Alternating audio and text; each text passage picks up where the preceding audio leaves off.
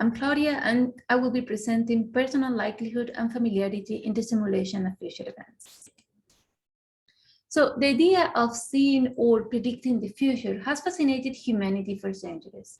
This idea has been portrayed as some supernatural power and something that humans crave to understand. And why? Why something that we do in our daily life seems so important? Well, thinking about the future, whether it is something like going on a walk this afternoon or what kind of job you want to do in 10 years, is relevant for our present behavior and decisions. As the pragmatic prospection theory proposed, people think about the future to guide actions to achieve desired outcomes, so that the simulation of future events will have a privileged status across cognitive and representational dimensions. And what do we know about how people think about the future, or in this case, episodic future thinking? Well, according to Schechter, it's a combination of episodic memory and autonoetic consciousness. Other authors have agreed on these two main components of episodic future thinking and how these relate in a way that one uses event memories to construct a detailed representation or scene construction, and the other dynamically places this event in an autobiographically coherent future context, or you can call it contextualization. And how these two components interrelate during episodic future thinking and their independent effect has been little studied. Here we propose to study both components through two variables, familiarity and likelihood. By familiarity, we mean general personal knowledge about a specific event, and as likelihood, the probability that an event will occur in your personal future. We propose to study both variables independently by asking participants to simulate events with different levels of familiarity and likelihood. Let's imagine that we have a matrix of familiarity and likelihood, where at the bottom part are located events we don't expect to happen in our future, although we have more or less familiar. Then in the upper side of the matrix, we have events we do expect to happen in the future, but again, they are more or less familiar. Here we have some examples of events within each of the different categories. Now, please take the perspective of an undergraduate student because participants were around that age. So, direct a movie scene in an important movie is an event with which most people are not very familiar, as well as most of us don't expect this to happen in the future, unless, of course, this is something related to our personal goals. Now, playing tag in the backyard would be an event that most of us, as in the previous example, don't expect to happen in the future. But in this case, we have more knowledge about it. On the upper side of the matrix, we have events that we do expect to happen in our future, whether we have less knowledge about it, as in the case of applying for a loan, or more knowledge, as in having a dinner party with a group of friends. So in our study, we paid special attention to create materials so participants can simulate a tailored set of events. And you may think, well, we could just use events from similar studies or events that we can generate as researchers. But see here an interesting phenomenon with the event go boating in a lake. While one participant considered this event as low familiar but high likely, for another participant, it was under the category low familiar and low likely. And yet a third participant classified it under the high familiar and high likely category. These examples support that tailored events are necessary to assess familiarity and likelihood effects. For that, we designed a 3-studies research, where during norming study 1 and 2, we focused on creating a large and balanced set of events to provide participants with a tailored set of events to simulate in the experiment. So moving to norming study 1. So here we will back to the familiarity versus likelihood matrix divided into 4 categories. Only now we will understand it as individual matrices, where we ask participants to generate up to 15 events within each category. They must have been personal future events placed in 10 years from now. So from 345 responses, we end up with a pool of 187 events. If you go to our lab website under Norms and Data tab, you will find a set of rules we use to process all the responses. Moving forward to norming study number 2. After obtaining a list of 187 events during norming study 1, we collected ratings on some variables that, based on previous studies, have been shown to influence the simulation of future events.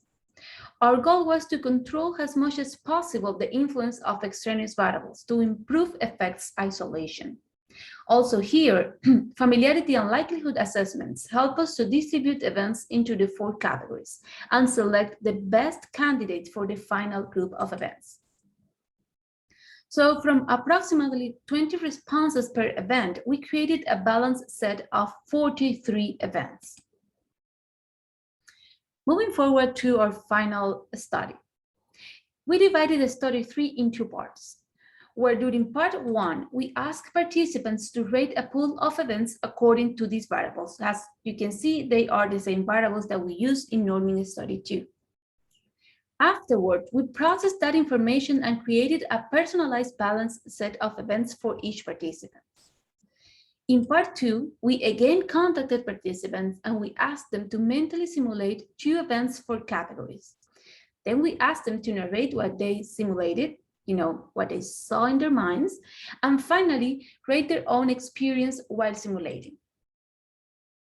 So as a result from the experiment, we collected 2 kinds of information about how people think about the future. In one hand, phenomenological ratings, and in the other hand, the number of details during the participants' verbal description of the simulated events. These details were extracted and categorized by raters, as you can see in the following example. So the processing of the transcript was done following the autobiographical interview guidelines. Here is a fragment of a participant's transcript from the event Test Drive a New Car. So first, raters had to divide the description into what are called details, and then categorize those details according to their content. To do this, raters must undergo training and follow the instruction in the autobiographical interview manual. On the other hand, the phenomenological ratings were obtained by asking participants to rate their own mental simulation once they finished the description, understanding it as the participant's subjective experience during the simulation. Here is an example of one participant's response to the event Get a Mortgage.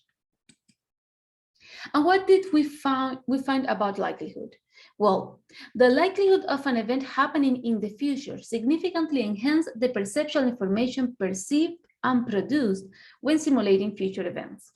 Importantly, this effect was significant only for the highly familiar events, but not for the less familiar ones. We found this combined effect on both phenomenological ratings and verbal details, showing the stability of the result across methodological approaches. In conclusion, here we propose that the simulation of sensory perceptual information in future events relies heavily on past memory, so that high levels of knowledge enhance the person's ability to place the simulation in an autobiographically likely context. But likelihood also show independent effects on the clarity of the spatial context and the time of the day, all, as you can see, phenomenological ratings. As we said before, the subjective feeling of traveling through time to pre-experience autobiographical future events depends on the extent to which the events can be meaningfully placed in an autobiographical context. So high likely events will be better autobiographically contextualized because they are expected to happen in people's personal future. This matched previous results where events that aligned with future expectations felt more real, and goal-related simulation of future events will be rated higher on sensory perceptual vividness than the unrelated ones. And digging into this independent likelihood effect, by analyzing the ratings about likelihood, familiarity, and rumination, we found evidence that likelihood of an event may cause people to recurrently simulate future events before they happen, independently of how familiar the event is. So these simulations or ruminations presumably facilitate a person's ability to experience future events more clearly, which will be then be reflected in a more vivid phenomenological simulation. But what about familiarity?